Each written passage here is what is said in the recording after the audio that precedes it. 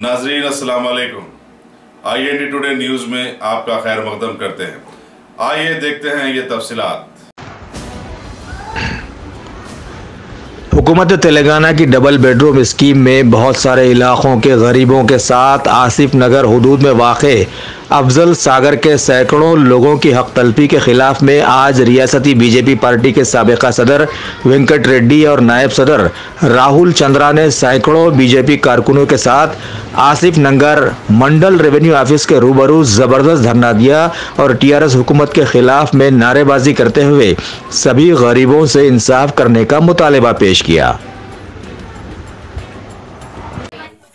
आज नामपल्ली असेंबली क्षेत्र में 2 बेडरूम मकान के लिए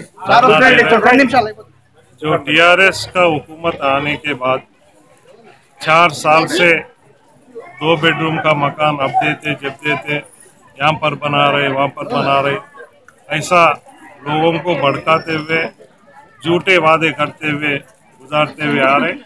आज KTR म्युनिसिपल शाखा का मिनिस्टर है, लेकिन अभी तक जो कारपोरेशन इलेक्शन में भी TRS का कारपोरेशन मेयर आया, डिप्टी मेयर आया, सारे जनता ने वो लोगों को जिताया।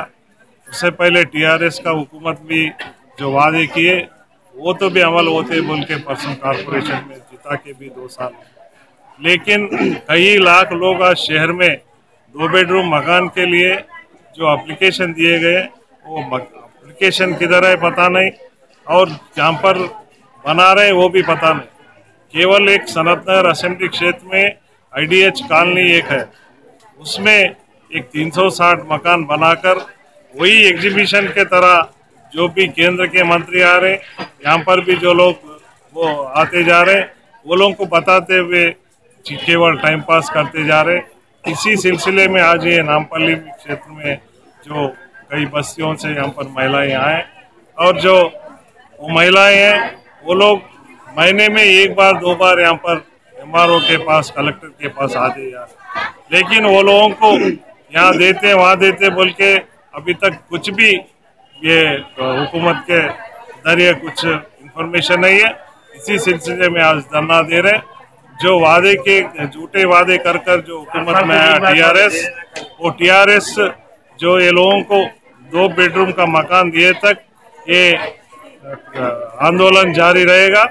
इसके पीछे भारतीय जनता पार्टी लोगों को मदद करने के लिए हमेशा तैयार रहेगा। इसके लिए कहीं भी जाने के लिए भी भारतीय जनता पार्टी इनके साथ देने को तैयार है। भारतीय जनता पार्टी जिंदाबाद। Double bedroom वेंटने